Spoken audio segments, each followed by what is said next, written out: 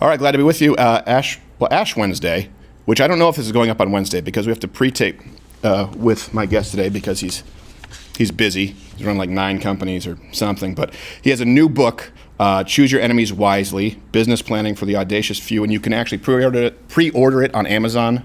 It's available December 5th, and I've done his show a few times, and he's been around here. Mr. Patrick Bet-David, how are you, sir? Very good. Yeah? Very good. Why?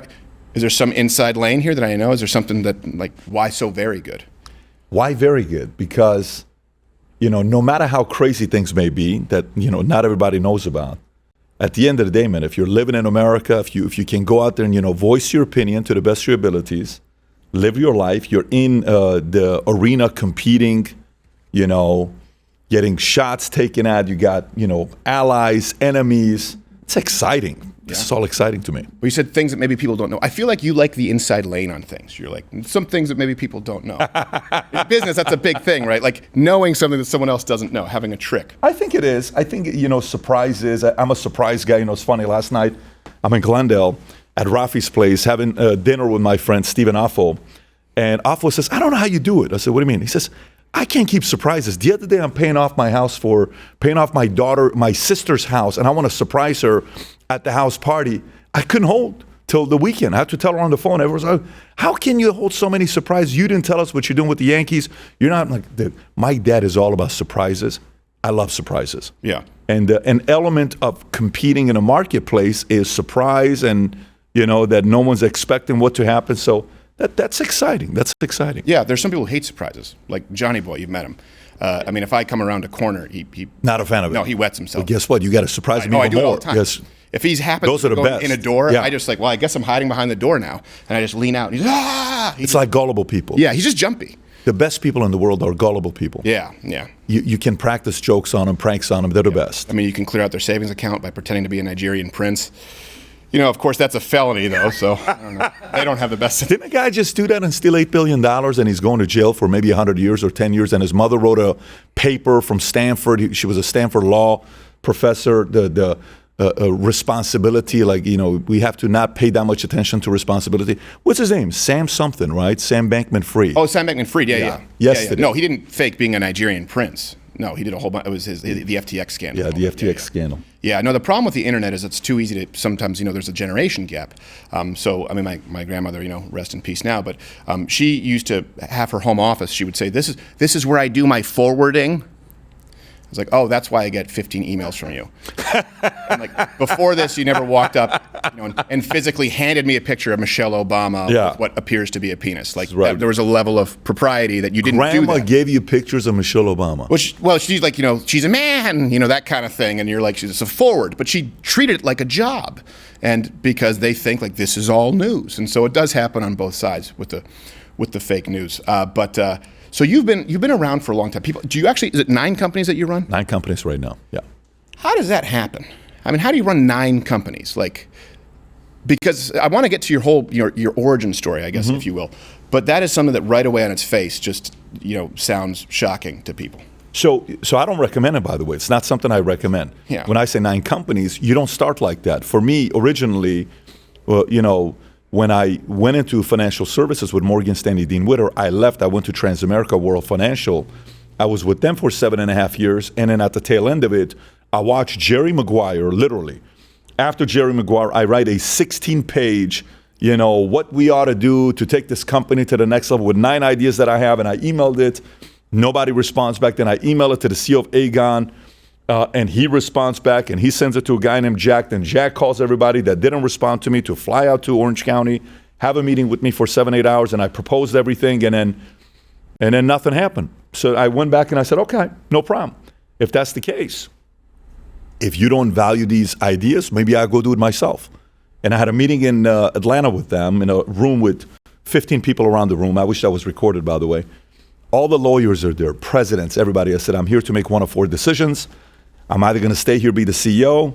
I'm either going to sell my business. I'm either going to go to another industry, or I'm going to resign and go start my own company. They said, you'll never resign and start your own company. I said, you don't think I'll do it? He says, nope. For the last 20 years, people like you come here threatening to leave. They don't. They want a check. We give them a check, and then they never leave, and they had never plans of leaving anyway. So we don't believe you. I said, okay, fair enough. I think that's a fair assessment. So a month later, I had an event in JW Marriott Palm Springs called Saving America Doing the Impossible. This is '09. And I'm dressed as George Washington. You can actually find this picture. It's pretty funny. My wife is dressed as Lady Liberty. This is 3 weeks after we got married. 40-foot Mount Rushmore, 400 or 500 people in the audience. The event's called Saving America Doing the Impossible. I bring Larry Greenfield from Claremont Institute to talk about the history of capitalism. I bring Dudley Rutherford to talk about the Star-Spangled Banner. And then boom, we launched that. 3 months later, I resign. I start our own company. PHP Agency with 66 agents, insurance company. And we grew that from 66 to 45,000 agents. We sold it last June to Integrity Marketing Group, that's Dallas-based, and Silver Lake. Nice exit. It was exciting, was great. But then throughout that process, I'm producing content with Valuetainment purely for entrepreneurs and business owners. And the entire time, my audience is small business owners, salespeople, executives, C-suites, founders. And my content is how to raise money. You want to raise $10 million, here's how I did it. Here's 10 things to look out for. You want to sign a lease, I have 500,000 square feet of office space nationwide. These are the 20 things you should be looking out for. This is what that guy's thinking. This is what you're thinking. Here's how to negotiate with them. Boom. You want to fire somebody, hire C-suites. So that was my content for 5, 6, 7 years. And then my interest became, I get a call from somebody from Peru, a booker saying, I heard you on KRLA with Bill Martinez, and, I think you need to interview this guy named Michael Francis. I said, the mobster? He says, yes. I says, I'm a business content guy. He says, I think it'll blow up. I said, I'm not going to do that. It's not content for me. Year and a half later, we do the interview. Gets 20 million views. Then I interviewed Sammy Gravano, all these mobsters, Phil Leonetti. They all started calling me because I always watched Godfather. It was an always interesting power play, what they did. And then we did bunch of CIA interviews, business interviews, bodybuilding interviews, and then we found different niches. Then my interest was always politics because I started seeing the more money you make, how they abuse you. Matter of fact, today I was looking at crazy data from Tax Foundation. Do you know what percent of the income tax that the government gets the top 1% pays?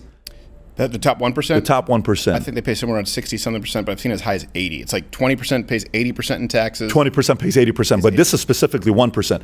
1%, Crowder, pays 42.3%. But do you know what the bottom 50% pays in taxes? 2.3%. Yeah, well, 47% of Americans, right? That's what got Romney in trouble. Yeah. Or maybe it was 43. It was either 43 or 47 don't pay any federal income tax. Yeah. And he said it in a way that was, obviously wildly unpopular. But it was a fact. That whole door was open when he made that comment, He said binders full of women. Where he really screwed up was he said he put the dog on the roof of his car. That's where that's when that was a bridge too far. Yeah. People were like, what? Well, not this, but are you out of your mind? This is it. You cannot, you're not ready to be president. Well, no one likes him anyway. And then I started noticing how when we're appointed in 49 states, how I'm in Texas, but I'm still paying taxes in California, and I'm paying taxes in all these other states because insurance, when you sell, I'm like, okay, this is interesting what's going on. More and more I got into it. I said, no, I want to talk about this stuff.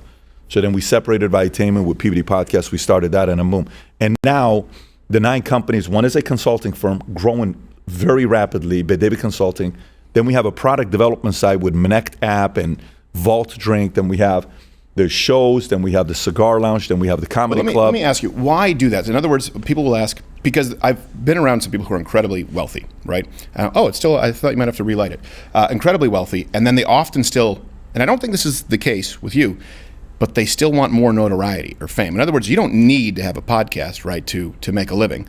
It's not like you were drawn to it because you wanted the big checks. Why do it? It makes sense to have a smaller podcast on investing. A lot of people do that, right, for their investors or their money managers, et cetera. What made you say, okay, I want to take this risk, and that's a lot of work to do? The podcast or the company? Yeah, well, the more entertainment-centric companies as opposed to insurance and investments. There's no question. That's a whole different story. My pastor of mine, Dudley Rutherford, who married my wife and I, one time he gave a talk saying there's 7 pillars in America to climb.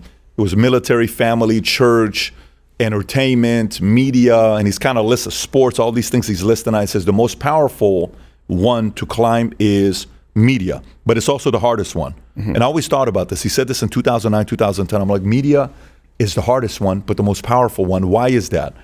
And then you start noticing what's going on with media and what the messaging is, who's giving it, who's telling it, what they're doing, the level of trust in media today, how it's declining. It's the lowest it's ever been. The numbers came up last week. And the trust in U.S. government and media is at the lowest. It started off being very high. Right pre-JFK, we're at 72%. Now we're at 27%. You don't trust mainstream media when you're watching it. And if you think about these guys, they got a teleprompter there. Somebody's writing for them. These comedians that are doing what they're doing, the Kimmels, the Fallons. Fallon's actually pretty talented, but you're watching all these guys. They're reading a teleprompter. When writers went on that strike, these guys couldn't do anything for 4 weeks, and they came out with a podcast. And you're watching, mainstream media with MSNBC, with Fox, Murdoch on his way out. You don't know what his sons are going to do. Ted Turner, at the end of his book, when he writes the book, he claims how disappointed he is with what the product of CNN turned into. If you've never read the book, Ted, highly recommended. And at the end, there's an interview being done with him that this was not the product I produce. CNN, the idea wasn't to be this. Right. So I saw this is the guy who created the WCW with Eric Bischoff, so it must be really bad. Who? Ted Turner? Yeah. If he's disappointed in CNN, I mean, he said some misfires, so that says a lot. Oh yeah, he did, no doubt about it. But he's a heavyweight in media the last 50 years, and he revolutionized the game. So even he's not happy with what's going on with CNN. So I saw an opening, and I said, okay, I don't like bullies. I don't like gamification. I was a kid that was caught in between a mom and a dad. Mom's side family, they were communists. Dad's side's family, they were imperialists. They kept fighting every day. They divorced twice in 20 years. Each other, by the way. They got married. My sister's born. They got divorced. Family pressured for them to get remarried because in Middle Eastern, culture, you don't get divorced. So they got remarried. Then I'm born. Then they got divorced, okay? Every night was a fight over two concepts. That side said poor people are lazy. Mom's side, rich people are greedy. Who's right? I don't have a clue. I love both of them. So I'm going through this process to see, is mom right? Are rich people truly greedy? Is dad right? Are poor people really lazy? Maybe they're both right. Maybe they're both wrong. Let me kind of figure it out for myself. And then today, from having been in business and watching people that the more you did for this guy, the more he hated you later on because you stopped doing for him, he was expecting you to do forever. You create ingrates. The less you did for this guy, and he independently, you gave him a little bit, he won, he was more grateful. You had a better relationship with them. So that dynamic happening over and over and over again. And then one time I'll never forget, one of our guys in our company who was a socialist. And he hated capitalism and all this stuff, but he wanted to sell insurance because he wanted to make more money. Every time he would send me a book about the dark side of capitalism, the history of capitalism, slavery, all this stuff he would send me. One day he got a $20,000 bonus. And I called him up. I said, hey, man, I just want to congratulate you on your $20,000 bonus, but I got a great idea. He says, what's that? I said, did you do this by yourself, or was this the help of you and your 50 guys? He says, no, this is the help of me and my 50 guys. I said, so here's what I wanted to do. I'm sure you're going to be in on this one. Yeah. I'm thinking about taking this $20,000 that you earned, but you really didn't because it's you and the 50 guys, giving your 50 guys $400 a pop and telling them that because you're so noble, you want to give these guys the $400. He says, that's not fair. I said, wait, I'm sorry? He says, that's not fair. Yeah. I said, you're right. It's not fair because you earned it. Right. He says, I got you. See, those moments as a... Well, did he have an Ebenezer Scrooge moment? Did he turn from his ways, or he did. He's still... Okay. He actually did. I wouldn't say but at least he came center. So business brought him from far left to center, where he's sitting there saying no. Yeah. There are people that are going to do more than others, and they earn the right to get paid more than others. Yeah, it's one of those things. They always say it's beautiful in theory until they meet. The lighter's right there. Until they actually meet that theory in practice, and you cannot force someone to do work if they don't want to. And of course, they're probably helped. Of course, people deserve a living wage. But I have found, in my experience, I was raised in Quebec, which is basically a socialist province. For lack of a better word, it's like its own country. A lot of people will tell you this, Quebec, in relation to the rest of Canada. So I didn't really know many wealthy people at all. You'd be like, oh, look at that. That's Mr. Hines. He makes $100,000. It's like a big deal. And in my experience, the most generous people who I've met in my life, and I know this isn't always the rule, have been people who've been very successful and very wealthy. And some of the most selfish people that I've met and entitled have been poor people. Where I did realize, just being around these folks, and I was very fortunate, I realized, okay, it just amplifies character. Money amplifies character. And if you have bad character, it'll amplify it. So we as Christians and as conservatives are beholden to try and perform ethically. Like I always say, with what I do, this is business, but it's not just business. If it was just business, there would be ways to squeeze more money out. We have to behave ethically, but I have met a lot of wealthy people who have been incredibly generous, where I probably wouldn't be here today if they didn't help, bring me on to consult early on with social media, when I had a small YouTube channel. And these weren't donors. These were people who said, hey, I could use someone like you to help me kind of learn how to do these things in market. But before we get to that, I think, because we're getting into business, a lot of people don't realize, they would think you're someone who went to, Stanford or some expensive school of business, Ivy League. You're a guy, you were originally from Iran. Mm-hmm. And English you learn English later, right? Fifth language. Your fifth language. Right. So Armenian first, Assyrian second, that's my dad's, Aramaic. Then Farsi third, I lived in Iran 10 years. Germany fourth, I lived in Germany for 2 years, year and a half. Then English fifth. Right. So Aramaic. So was the Passion of the Christ anti-Semitic? Because you know what they were saying.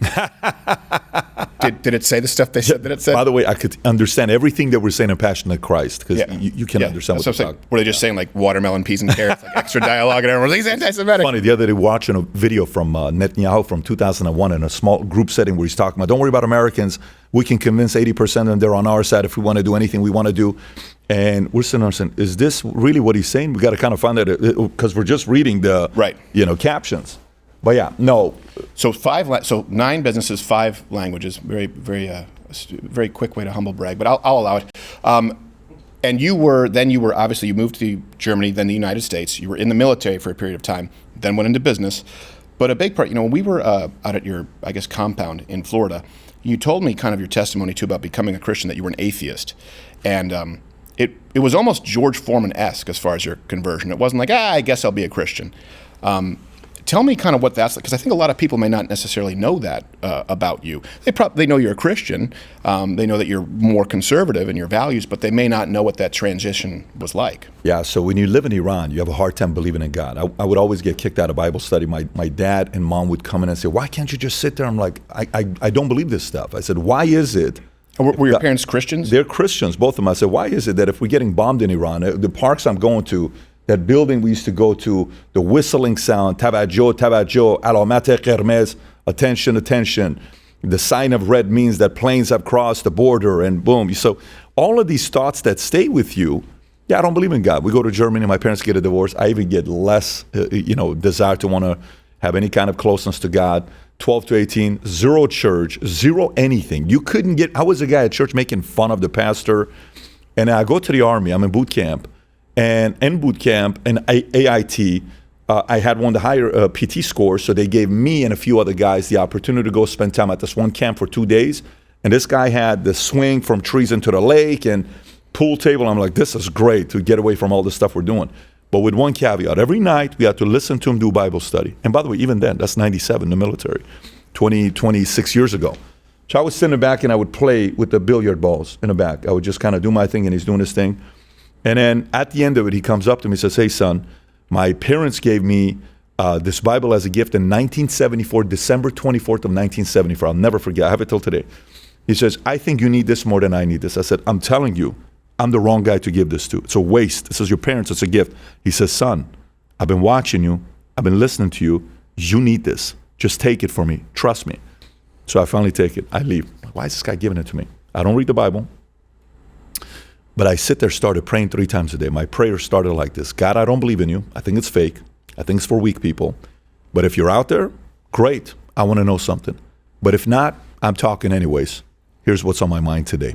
Okay, and then I would kind of do my thing. Fast forward with that, I get out of the Army, and I'm the one that's going around and, get involved in World Financial. The people I was working with, they were Mormons and Scientologists. So Scientologists are trying to get me to become a Scientologist, and I'm going to their facility in Hollywood. And then Mormons, I'm reading all this stuff about Gordon B. Hinckley, the virtues, all this stuff. There was actually great things, and I watched Mormons, how united they were. One day, I'm in the office, this girl comes in, she says, I just watched the greatest movie of all time. This is probably going to win an Oscar. I'm like, no shit, yeah. What's the movie's name? Napoleon Dynamite. I said, Napoleon Dynamite? Yeah. Well, I do think it got like MTV Movie Awards. So I went and watched the movie. The entire time I am annoyed. Really? Because she told me this is going to win an Oscar. I come back, I said, this was one of the worst movies I've ever seen in my life. What was this all about? And eventually one of the guys that wasn't a Mormon says, the actor is a Mormon, so they support each other. I'm like, okay. I respect that. I on how didn't united they despise, are. but I can understand if you went in, you were expecting the prestige, I was whereas like expecting there's going to be this, and then some it was big this. moment. Yeah, no. So that's the worst. So anyways, but then I respected the fact that Mormons were united. And then, so at this point, I'm like, you know what, whatever. I start going on a journey. And I start going to everything I can. I knew Muslim because I grew up in Iran, so I understood Hezbollah, Muslim, their beliefs, Prophet Muhammad. I've gone through that route. I started looking at Scientology, L. Ron Hubbard, Dianetics, what he believes in, what their ideas are. I started looking Did you at... test your Seton levels? I went through a lot of it. By the way, the assist and all these things you got to do, very interesting. It reminded me of a Freemason model, like you can go up and move up and all this stuff, plus a few other ancillary stuff. Yeah. Anyways, and then eventually I became a Christian at 25 years old, January 21st or some date like that in 2004. I become a Christian. I go to this church of Shepherd of the Hills. 27 churches I went to. One church I went to was called the Los Angeles Church of Christ. This guy sits me down, a guy named Edward, never forget. I'm sitting there with my girlfriend who's an actress in Hollywood and beautiful girl. And he says, so when's the last time you guys had sex? I said, right before this meeting. He says, you can't come to church if you're not going to commit to, you have to drop sex. I said, brother, we're good. Yeah. Are we good? And I walked away. Did he shake your hand or did he ask you to wash them? Well, I mean, he shook my hand. Whether he believed what I did with my hand, that's up to him. That's his risk, not my risk. Exactly. All right. So I walked away, and I'm like, nah, not going to happen. Anyways, this girl and I, who we're about to get married, I love her. I want to marry her. Is this the same one you were sleeping Same with before girl, that, Pastor? absolutely. And I say, listen, I want to test something with you and I. Because if we're going to get married, I want to know if this is more than sex. She says, okay, what do you want to do? I said, I want to go 1 month, no sex. She says, you're serious? I said, yeah. She says, do you have someone else in your life? I said, no. I just want to know what we're going to do on a Friday night when we're in the expedition without having sex. And she says, you're sure about this? I said, yes. Great. First night, Friday, we're going out. By the way, you kind of undersell that. Like, it makes it easier to say, yeah, 1 month no sex in the expedition. You weren't necessarily romancing the situation. Listen, when you're broke, expedition is a bedroom. That's true. It is, yes. Right. It's a full three-seater. Best part is when the police puts the lights on you. It's like, stop, get out of here. And the steam is like, oh, we're out of here. Thank you so much, officer. Appreciate you for not Every giving us time you hear a weird ticket. siren, you get flushed. That's bad conditioning, but okay. So anyway, so she thinks I'm weird. We go to church. She's uncomfortable. And then Billy Graham comes to Pasadena, and he gives a talk in November of 2003. I go to every single one of his services. This is after her, except for Saturday. I missed the service. I went to 3 of them, not on the one on Saturday because I had training. But so we go for a month. Doesn't happen. Afterwards, I say, it's not going to work out. She found another guy. We had a bad breakup, but we're civil. We're good. We move on. And I'm like, you know what? I don't know what I'm doing here. So eventually I get baptized. I become a Christian. And then I start doing Bible study Friday nights at PASNAS, Pasadena, from 6 p.m. to 2 in the morning. Every other Friday night, we're doing Bible study from 6 to 2 a.m. And we're talking on philosophy, debate, all this stuff. Eventually, the crazy thing, most people won't even believe this if I say this, I was the guy in Old Pasadena in front of nightclubs at 1 o'clock in the morning holding a John 3:16 sign at 25 years old. That was me. So I just got on fire. I went 17 months. I said, I'm not touching any sex, nothing. And that was my thing because I was in Vegas all the time. I was a very good guy to party with. 6 days a week, I was that guy. So eventually I changed my habits. And that's very typical of Iranians if they're not Muslim. It's like either if they're Muslim or they just love to party. And like when I went to your house, I was not surprised at the amount of marble.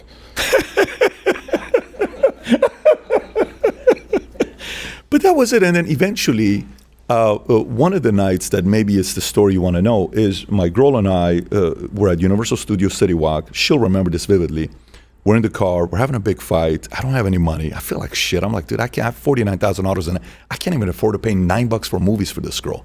I felt like I was not a man at that. My dad would always say, when men don't have money, they're not good for society. So you have to be able to contribute to have your manliness. We're in the car. We get into a big fight. And then we break it off. And she leaves. I'm in the car, expedition. This is 1:30 in the morning at this point. We finished the movie. And I said, God, I haven't spoken to my mom for 5 years. But if you exist, I would love to talk to my mom. 30 seconds later, my Nextel, I get a call from a block number. Brother, this is like I've told the story. It's a very weird moment, scariest moment for me. I don't want to answer the phone. And it's one of those Nextels, well, you know, the flip phones. Yeah. And I flip it, and it's my mom crying. So why are you crying? She says, I got the feeling you were in pain. How'd you get this number? She says, you know, I just got it 6 months ago. I said, but do you know what I'm going through right now? What are you going? I said, no, nothing. But I don't know how to talk to her. I hang up the phone. I sat in that car that night, top of the hills, chills all over my body. I'm like, oh my God. Either this is ironic or this is real, but the level of coincidence is a little too real. I could have chosen to say it's ironic. I chose to believe it was God, and he has my back, and he's had my back from day one. That level of confidence I got from that moment that somebody was watching me and had my back is the reason why I am where I'm at today. I make my decisions purely knowing he has my back. And if you ask me what's one of my biggest fears, one of my biggest fears in my life is losing his favor. I can't tell you how much that scares the hell out of me. Because to me, in life, when you get a person that has your back and they have your back like you've seen endless times they've had your back, you take that for granted and you lose it, you're a fool. So you've had my back. You've given me this life, the 4 kids, my wife, my dad now living with me. My biggest fear at the time when I was not a Christian was my kids never meeting my dad because I never met his dad, my grandpa. They are best friends with him now. They love him. My son plays violin with him. My 2-year-old daughter's best friend is my dad, where they're together all the time. And now she goes to school. She was going 5 days. We took her out 2 days so she can be around my dad all the time. And my nanny, who's been such an amazing woman in our lives for 14 years, her mom is 85 years old. She was worried about her mom, so she wanted to retire, go to Mexico. I said, bring your mom with us. She lives with us. We got her a nice place in the house. And man, I'm the luckiest man alive, but because I have that favor. So imagine you have that kind of an untouchable favor. You want to compromise that favor? So it's such a, it's a unique. And that's your biggest fear. Oh, I can't even describe it to you. Mine's bull sharks. Yeah, yours is bull sharks. Yeah, I respect they can swim in freshwater. I respect it. But no, I actually very similar fear.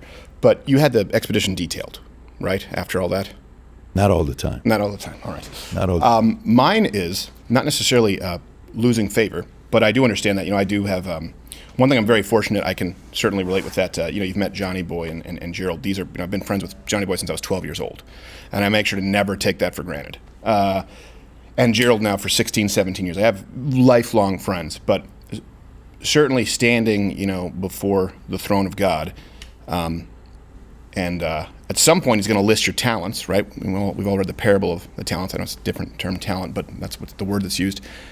And him showing a list of what I could have done with it, that I was expected to do with it, and I didn't, and throw it away. And that's what keeps me doing it. Look, this is not I don't run 9 companies, but this is, there were years I was working 80 hours for years. And I just thought, I never want to throw it away. Once there was momentum, I thought, well, it is my duty to do as much with this as I can. This is a very hard business as well. Yeah, but I understand that. You do if you believe that there's accountability too. And some of it comes from fear, some of it comes from love. But I want to say this as well. To me, a part of it is not perfection. To me, it's like I don't set the standard of myself of walking on water and having that. I'm not that guy. No. Because if when I got married, at the end of the wedding, we're in Glendale, California, and I get up and I give. We got 500 people at the wedding, and I said, "Hey guys, on one side is all the green-eyed, blue-eyed people, on the other side is all the hairy people, because it's Middle Easterns and Caucasians, because my wife is from Texas." So. And by the way, one of the best jokes one of my friends told me, one of my groomsmen who was so hammered. He was so hammered, it's not even fun. He gets up, he says, so look, I can tell none of you guys want to dance because you're concerned whether this marriage is going to work out or not. I am also concerned because he's from Iran and she's from Texas. Why would this marriage work? He says, but I finally figured out they have a very good chance of this thing working out. It's because of 2 things. She's Texas, he's Iran. They have 2 things in common. They both love weapons of mass destruction and oil. This is a perfect marriage. Everyone laughs, gets up, they start dancing. But I said something. I said, listen, 2 things I want you to know. And I'm talking to my family and friends. Number 1, if you ask my wife one time if she's pregnant or not, you will never see us again. Don't put the pressure on my wife being pregnant or not and saying, does your body work? Does his body work? It's none of your business. Right. So don't ask. Number 2, I don't know how long we're going to be married. But I believe we can be married at least 1 year. And we're going to take it 1 year at a time. That's it. I don't have the pressure of no matter what, because what if she all of a sudden changes? Right. What if all of a sudden life changes? That pressure, something. By the way, this is controversial. Every time I say this in my Christian community, how could you say that? Didn't you? Your vows and all this other stuff. No, they're missing the point. No. To me, the point is the outside pressure that people want to impose on you to live this perfect life, that perfect, what do you call it? What is that thing that microscope that just kind of watching every single move you make? I'm not living for you, man.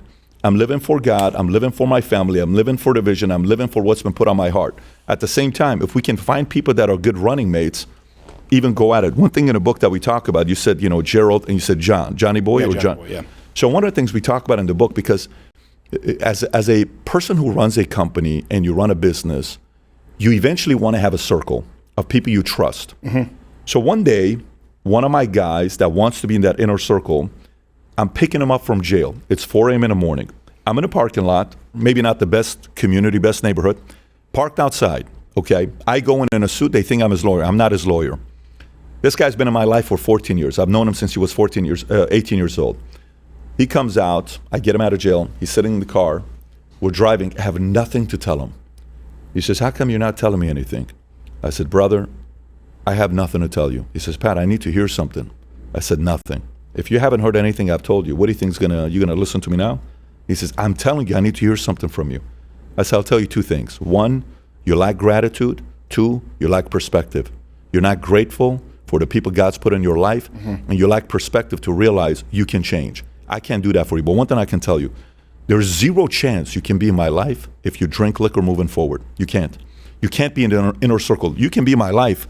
You can be somebody that's doing this, but you want to be here, it's not going to happen. So in the book, I mapped out 6 things you got to look at and then score the people in your life to be your running mates. Because anyone that ever did anything big, look at Musk. If you look at Musk with who he trusts, why does he always lean on David Sachs? That's one of the guys he trusts. If you look at any athlete, any coach, any businessman, any pastor, any content creator, there's people behind closed doors that you can go to say, what do you think? And you can put your feet up. The documentary about Tiger Woods, one of the best things about Tiger Woods' documentary was when they said how Michael Jordan said how Tiger and him started hanging out together. And he says, Tiger would come and he would be relaxed with me. Why? Because goats understand goats. Mm-hmm. I understand the pressures of being a goat. He's saying that. Yeah. Michael, he doesn't say goat, but he says, I understand the pressure comes with being who he is. But you need people around you that you can relax with. If you want to do something big specifically, you need to choose your running mate. So as you get bigger, choosing running mates becomes a very important thing. And obviously, if you're explaining about Gerald and Johnny Boy, you need guys like that. Yeah, no, it's definitely it's pivotal, especially in an industry like this. Where look, we also live in a world where loyalty doesn't mean a whole lot. And the thing is, I think sometimes people get it wrong when they talk about loyalty. That doesn't mean yes men. I actually had someone explain it to me this way. She's a clinical psychologist. She said, men or women attempting to do great things, didn't use the term goat, said they don't need yes men, but they need corner men. So they need someone where, these guys are out there, they're taking the blows, they're in the fight, they go back into the corner, and if you're winning, if you're doing well, you need a pep talk, great, keep doing what you're doing, maybe some advice, some improvements. If you're not, they need to put the ice on the swelling on the eye, put some Vaseline in the cut, try and get you back out there. Because not everyone can be out there actually taking the blows. Not everyone, there's one prize fighter, but it takes a whole team. And a yes man is useless. And we saw that, for example, that's what happened with Mike Tyson, perfect example with Buster Douglas that night. They forgot to bring the end swell. I don't know if you know that story. They had a surgical glove, and they were putting ice in it and trying to put it on his eye. They didn't bring a basic end swell, the steel that you haven't bought yet. They didn't bring it because at that point he just had an entourage of yes men. Customato, wasn't around anymore. These people kind of got their hooks in, and it was the most embarrassing corner job. They spilled ice everywhere. And when she said that, it clicked. Because even, by the way, if you're the prize fighter in your company, at some point you're going to be older, and you're going to be the corner man for your son. We all transition in those positions. And it made a lot of sense because I think sometimes people think loyalty or someone who values loyalty wants a yes man. And they don't. They need a corner man. Everyone. Sometimes, look, you run 9 companies. I'm willing to bet. Outside of the people who you discuss, like who you trust, who you know really closely, you probably don't get a lot of pats on the back. You have to give pats on the back, right? You have to do that as a leader of your company because those people have to feel appreciated. I'm willing to bet you don't get that as much.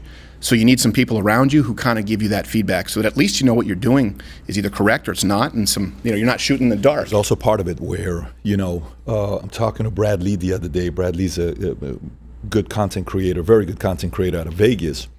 And I'm talking to him that as you're moving up, you have to be very careful to filter out flattery. Right. Because flattery is actually a terrible thing. The whole concept with Marcus Aurelius, who's sitting there having a slave right behind him telling him, you're not as important as you think you are. You're not as important as you think you are. You need people like that in your life. But no, I agree. I agree the people to process with. The insurance company, the person that I... sorry, I want to say Marcus Aurelius. You've read Meditations, I'm sure. Of course. Marcus Aurelius is fascinating to me too, because he's an example. To me, Stoicism is almost practiced Christianity in the absence of grace. It's about doing the right thing, not for earthly riches, right, but for doing the right thing's sake. But at the end of the day, you do it and you die. And we obviously believe in an eternal salvation, and there's a purpose as to why you're also doing the right thing, why you're following that prescription. But Marcus Aurelius was certainly, by all accounts, a good man, and then became addicted to opiates. He didn't know. He said you mustn't consume strong drink. Like, he really believed in being disciplined, but that's bad advice. Someone going, here's a tincture. It'll make you feel better. And you read his later writings and you see this is a guy who didn't know he became addicted to painkillers. So great people actively doing good things can still make mistakes. He's one of my most, to me, fascinating figures in history, and wonderful study. Yeah, so that takes it to a whole different angle as well, where almost anybody that does anything very big that we admire, they're complicated people. They're not simple, boom, in a box. Well, they're not like that. They're complicated people. It takes a complicated person to tolerate the amount of pain and responsibility that comes with it, knowing the credit you're probably going to get is going to happen when you die, not when you're alive. Are you okay with that? Can you imagine, hey, the biggest credit you're ever going to get is when you die? Mm-hmm. And what kind of recognition is that? Well, that's the best kind of recognition. Yeah. You want to do that? Well, no, I want the credit now. Doesn't work that way. Those guys, comes afterwards. Criticism when you're alive, mm-hmm. Credit after you die. Do you think that's why you're able to also get these interviews with these very high-profile people, because you're empathetic to that? You're empathetic to people trying to do something big? Absolutely. Because, look, in our insurance company, I'll never forget one thing that happened. In 2013, one of our guys did something, and he was the face of the company, and he went through an ugly divorce. Very ugly, public. We're in Tuscany, Italy. And in Tuscany, Italy, moment happens where wife comes out, she hears news, she's crying. This is an incentive trip. And I'm like, you gotta be kidding me. Here, all this money we spent, this is gonna, oh my God. So I said, okay, maybe there's a reason why this is happening. When that happened, people behind closed, I can't believe he's going through this. I can't believe he's going through that. I can't believe he's going through this. And I told everybody, I said, guys, here's all I'll tell you, okay? Be very careful judging with somebody else's personal life that you don't have all the intel to. Be very, very careful. Because when it comes back and happens to you, trust me, you're going to want grace. No, you don't know, Just be careful. Mm-hmm. Boom.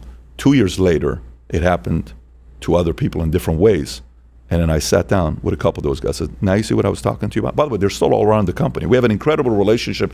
They're doing very well for themselves. But my parents, my upbringing, my own flaws, my own big fall in my early 20s, massive fall. I'm a 21-year-old guy giving speeches on yachts for a billionaire named McNulty who has a $65 million house, and I'm the guy that's giving this, and I'm making money, and I'm like the superstar coming up, poster child type of a guy, and then all of a sudden, boom, crash. And I'm like, dude, I'm going back in the Army. I was about to join back in the Army and just do 20 years. I would have retired 4 years ago. Yeah. Got my benefits. I was in the Army 2.5 years, 101st Airborne. I love the Army. Great. Go back and do that. You'll be a sergeant major, worst case first sergeant. You're going to have a good life. You'll go to DLI. You go to all these other things. You speak these languages. You can go to Special Forces, 18 Delta, all these things. And then I had grace. I stuck around. I went. So then later on in my life, I think interviewing people that will come with me and they'll feel safe talking to us. What am I judging you for, man? No one's perfect. We all have our own issues. Let's just talk. We could have a discourse and ideas. Like Cuomo and I are friends right now. I can't believe, if you would have told me this, like Chris Cuomo and I are having talks and laughing. I'm in Sag Harbor having lunch with them. Then I go to his house with his boys. They take us to the airport. Sitting there, he's FaceTiming me with Robert Downey Jr. saying, hey, I watched the podcast. I'm like, Robert, I say, hey, Dylan Tico, come here. Take a look who this is. oh my God, Iron Man is alive. He's not dead. Because their reaction is different. It's like, oh my God, they're getting emotional. Like, because kids don't know anything. When these guys watched him die, they were actually emotional. Yeah. So I said, no, guys. We might need to circle back. That might be bad parenting. Santa Claus is alive and they're 24 years old. He's real. And he's not Tim Allen?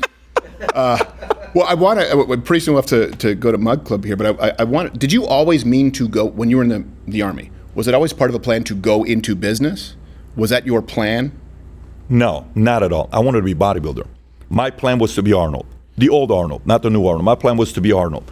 My plan was to go. No one wants to be 75 Arnold. Not the old Arnold. What I mean by that, screw your freedom. That's not the Arnold I admire. I admire the Arnold that came here, won Mr. Olympia, became a star, married a Kennedy, became a governor. That guy may have one of the greatest American dream stories of all time, minus the comments he made about screw your freedom. I wanted to be that guy. Also screwing Menser out of the 81 Olympia, I believe. But that's a conversation for a different conversation. Day. It's an interesting one. He probably doesn't like that, but that's a different conversation. No, so but Weeder was on his side. Weeder loved him, know, so he had to do it. Yeah. There was I mean, there's a lot of politics in bodybuilding. Yep. But so you wanted to be a bodybuilder. So then how do you go from that to, 9 businesses? I mean, because that's at some point, something must have clicked. Did you just realize, I'm good at this? Well, no, I'm good at sales. I'm a good sale. I was selling when I was in Germany. Super Nintendo comes out, and I can't afford to buy the Super Mario Brothers 2, and I have to find a way to make money. I go to a local swimming pool in Erlangen with my girlfriend, Katharina Staff, and we go and we say, hey, what can I do to make some money here? So, well, can you collect these beer bottles? Because Germans are famous for drinking. So I started collecting beer bottles. Not the only thing they're famous for historically. But that's right. Yeah. Forgive me. There's a lot of things they're famous for. And they're also tough to sell. They're very skeptical yes, people. They are. Yes, we've heard this. Okay, yes, that's you're not going to fool me. They're the worst crowds for comedy, too. Like, right, we get to laugh. If you can make them laugh, you're good. That's a good point. But no, I would say, that's the first time I made money on my own. I'm like, okay, if I can make this kind of money at 11 years old and go to Kaufhof and buy Super Mario Brothers and be the only kid that's got that at a refugee camp, and I'm the coolest kid here because of it, freaking awesome. I can make money. So that's kind of... Coolest kid in a refugee camp. That's so sad. Listen, when you have a Super Nintendo... Just picturing all the other refugees like, oh, isn't Patrick cool? He has Yoshi's Island. I mean, I don't know. They could be white. No, they were from Yugoslavia, Albania, Czech, I'm sure Polish, Afghanistan, everywhere. So, anyways. So you found that out. But then you went in the Army after that. So it was in the back of your mind. So then I meet a girl named Jean-Vier who's working at Morgan Stanley Dean with her. We start dating. I'm a numbers guy. I love numbers. So I'm like, wait a minute. How can I work at Morgan Stanley Dean? Which said, well, you need a degree and all this stuff. I'm not going to school. I'm not going to get a college degree. I said, I'm going to find a way to get a job there. Back then when you would fax, I faxed my resume to 100 different places, Goldman, Merrill, Smith Barney, Morgan, every one of them. And I put a joke on my cover letter, and at the bottom of it, I said, if you like me, this is exactly how my clients are going to feel doing business with me. They're going to love me. If you want somebody like this part of your team, give me a call. I got 30 calls. 15 of them said it was a very unique approach, but your resume sucks. Haagen-Dazs, Bally's is not enough for them. That's my resume. It was Haagen-Dazs, Bally's, nice. Bob's Big Boy, and military. That's all I had. I couldn't brag about anything else. But 15 others asked me for an interview. 3 offered me a job. Dave Kirby from the Glendale branch gave me a job to be a financial advisor, changed my life. I started day before 9/11, 9/10, got my Series 7, 6631, 26 life and health, and boom, the rest is history. This was Dean Witter? Dean Witter, yeah, Morgan Stanley. That's what happened with my dad. My dad didn't finish school. He was playing hockey, high-level hockey. And his dad said, stop chasing a hockey puck around, and so, but he wasn't really into it. He just happened to be good at it. And he ended up working at Dean Witter, then at E.F. Hutton, both riddled with scandal, or really E.F. Hutton towards the end of it, but he just kind of, he was good at sales. He charmed his way in. And that is something that they value. It used to be very performance-based. But, all right, so that makes sense. You had a natural inclination for it, and then you kind of took... Sales, numbers, and people. 3 things I like. Sales, numbers, and people. So your book, those Choose Your Enemies Wisely, we have it right there. Yep. Business Planning for the Audacious Few. Before we go to MugClub, why the book centered around... I know you can pre-order it at Amazon. It's available December 5th, though, right? December 5th, yes. Why center the book around choosing your enemies wisely? So I'll tell you this. 45,000 agents, you do a lot of business plans. And you watch who makes it and who doesn't make it, okay? And you'll watch a guy that comes in. One guy came in from Northrop, master's degree, everything proper, looked so good.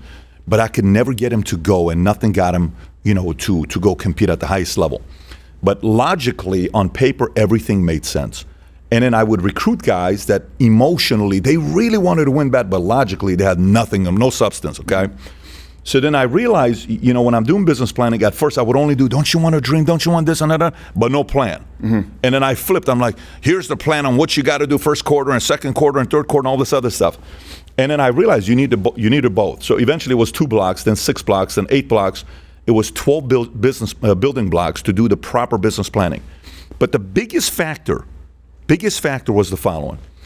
I noticed any of the guys that ever did anything really, really big, and I said this to Tom Brady when I was talking to him at the Vault 2 months ago. One, they've experienced unconditional love from one person at least.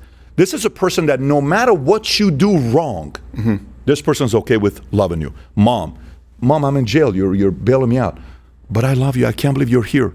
Wait a minute, I screwed up. This is my fault. I'm making your life help, and you still love me like this? Damn, this is awesome. Right. This exists, unconditional love. Number 2 is a person you loved that you really, really wanted to win over that betrayed you and backstabbed you. Because no matter what you do, no matter how much money you make, you'll never win them over. No matter how many six-packs, how many houses you buy, how many cars you have, how many subscribers you have, you're never going to get there of, you know, saying, hey, good job. You're just not going to get it from them. Right. So hardcore pain. But a lot of people have those two. Then you need the last one. And the last one to me is choosing your enemies wisely. Brady, he had his own enemies over his career. Jordan has had his own enemies.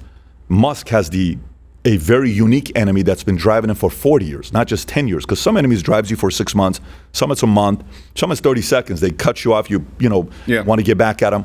But if you're able to choose the right enemy, it brings out a side of you that's getting you to tolerate pain in ways others are not willing to tolerate.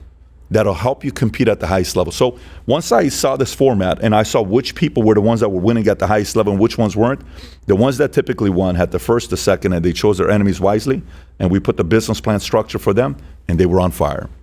So you're almost more so picking like do you mean like friendly competition, or do you mean like animus? No, not a competition. Is you studying everybody else. You do spreadsheet. Here's 20 channels that are in my industry. You know, Cenk has 4 million subscribers. I'm at 50,000. My name is Steven Crowder. This person's got 2 million. That person's got 1 million. I'm going to kill everybody, right? That's competition.